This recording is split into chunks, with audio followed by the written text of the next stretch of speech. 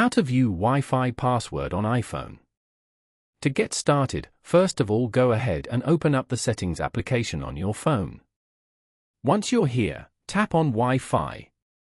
You are now in the Wi-Fi settings page. From here, you can connect to Wi-Fi, view available networks, and manage settings for joining networks and nearby hotspots. Go to the current Wi-Fi network that you're using and tap on the icon beside it as shown. On this page, you can view the name, password, Wi-Fi address and more. You can also manage other settings below such as limit IP address tracking, DNS settings and more. Tap on the password to view it. You can now copy and share the password with others so they can join the network. Following these steps, you can easily view password on iPhone. Thank you for watching. Please leave a like if this tutorial helped you, or leave a comment below if you have any questions related to the video.